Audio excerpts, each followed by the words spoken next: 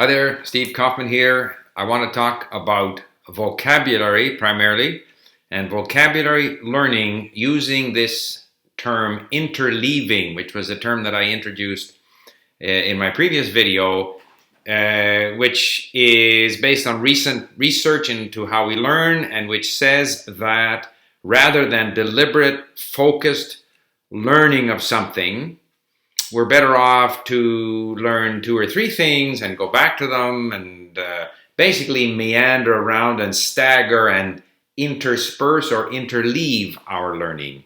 That those people who study very deliberately in blocks, in massive blocks, may do better in the short term, but in the long term they retain less than people who do different tasks or work on different skills, forget, come back, do it again, and so forth.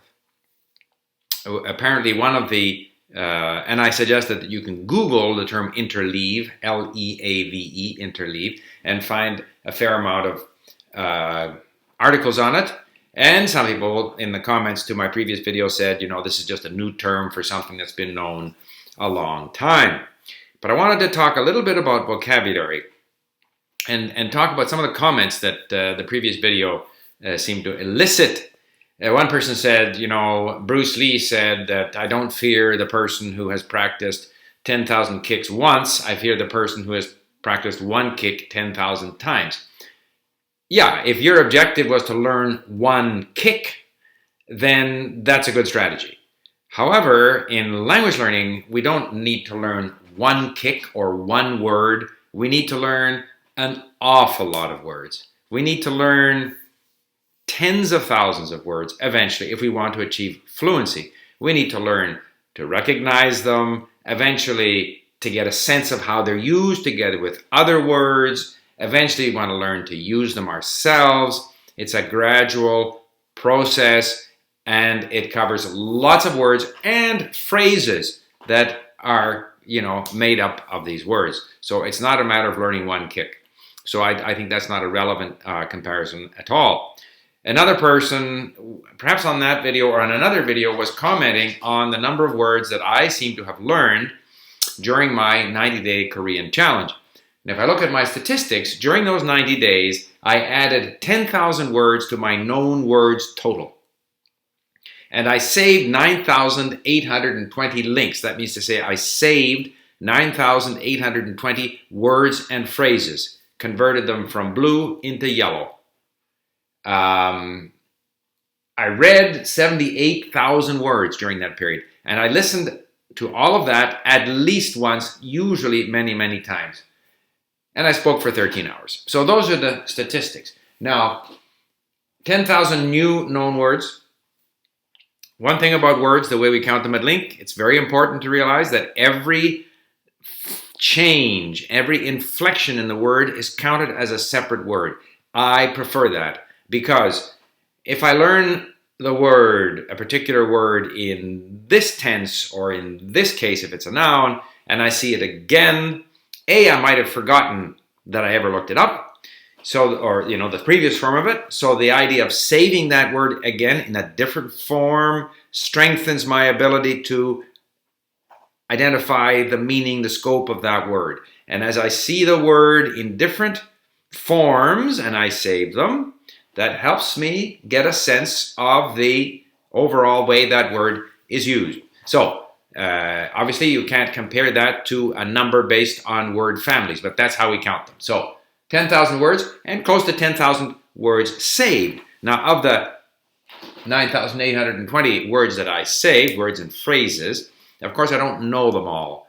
If I go through the list in my vocabulary section at Link, I'll find that the most frequent words, these are 4-star words at Link, I'll know most of them, 70 or 80%, because they've appeared frequently enough. I've seen them in different contexts. I know them. Even without studying them in flashcards, I know them. The 3-star words, I know, although it's still pretty close. Those 2 most frequent groups, I'm going to be in the 70%. That has been my experience. Once you get down to the 2-star words and the 1-star words, it falls 50, 40, 30. So I really don't know exactly of those 9,800 links that I saved, how many I actually know. but I think it's close to half. So therefore, in the 3-month period, I added to my vocabulary based on how we counted link, 15,000 words, 5,000 words a month. Why, for example, when I say the known words is 10,000? Because if I see a word that's another form of a word that I have already saved, I won't save it. It'll be known. If I see a word that seems similar to a word that I have already saved, from the context, I know what it means, I don't save it. So, in fact, I end up picking up more words in the sort of incidental way. Perhaps twice as many words are learned incidentally than through deliberately saving them at link. But in any case, 5,000 words a month. I think that if I were to have deliberately studied lists of words or done it through Anki, which is a system of flashcard study, there is no way that I could have learned that many words, that I could have increased my vocabulary by that many words. What did I do? I basically practiced interleaving. I just went from episode to episode in this Kim Young-ha's podcast. I read some newspapers. I also reviewed some easy content.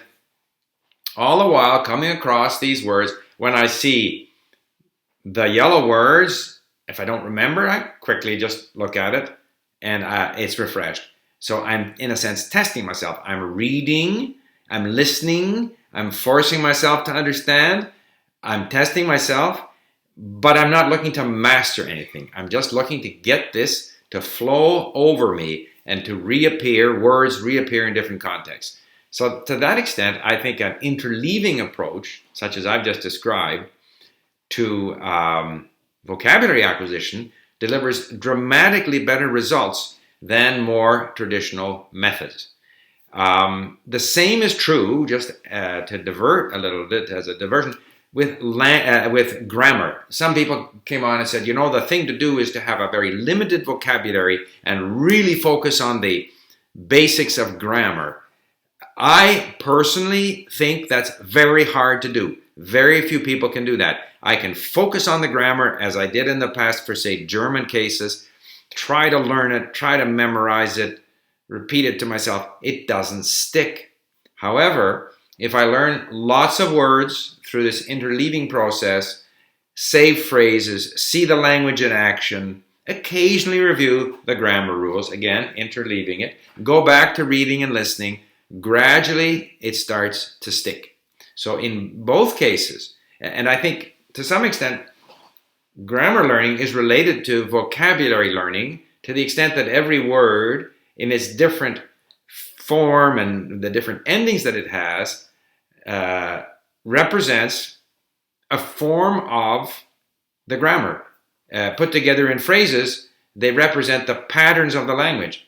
And the more we are exposed to these patterns in different contexts, the more we become used to them. And that ultimately that's a better way of getting a sense of the grammar than deliberately studying the grammar. And we can go a long way in listening and reading without having the grammar nailed down. The Ukrainian I'm doing now is not a good example because the grammar is so similar to Russian. But even when I did, Romanian or other languages, occasionally refer to the grammar, which is quite different from, say, Italian. But I don't need to have it all nailed down. I don't need to know the cases or any number of different things, the funny futures that they have or in Romanian, in order to be able to understand. And as long as I can understand, I can continue interleaving, continue exposing myself to the language. So, to summarize again, I think for vocabulary acquisition and by implication for grammar acquisition, interleaving, just absorbing it, gradually letting it settle in there, different sediments, is the way to go, in my opinion. And I'm sure I'll have people with different perspectives on this, and I look forward to your comments.